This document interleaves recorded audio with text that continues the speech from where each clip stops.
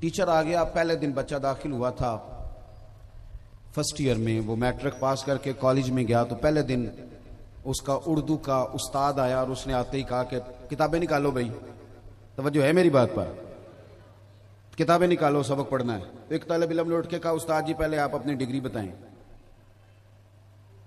آپ ایم اے اردو ہیں کہ نہیں، اور اگر آپ ایم اے اردو ہیں تو پھر آپ نے ایم ایڈ کیا ہے کہ نہیں، مجھے بتائیں کوئی استاد یہ جرت کرنے دے گا؟ اور اگر کوئی اسٹوڈنٹ کہے تو بے ادبی ہے کہ نہیں؟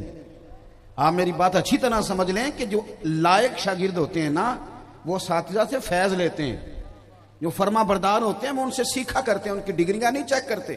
او خدا کے بندو، ہمیں تو نبی پاک نے کہا ہے صحابہ ستارے ہیں، تمہارے لیے ابو بکر ستارے ہیں، تمہارے لیے عمر ستارے ہیں، عثمان ستارے ہیں، علی المرتضیٰ ستارے ہیں، حسن بھی ستارے، حسین بھی ستارے۔ تم نے فیض لینا ہے کہ ان کی ڈگریاں چیک کرنی ہے؟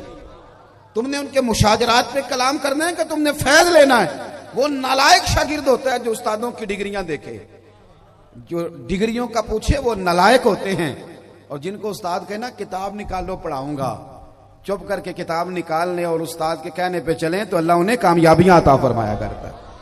ادب کریں، فیض حاصل کریں، ان لوگوں سے لیں، مشاجرات میں نہ الجھیں۔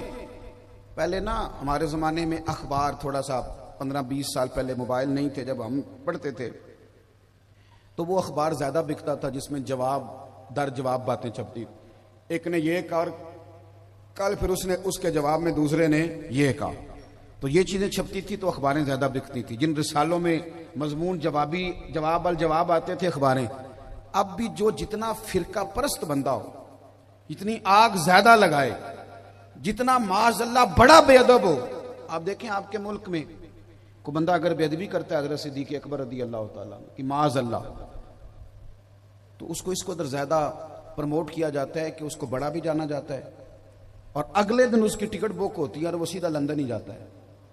کیا مذاق ہے؟ آپ کن چیزوں کو پروموٹ کر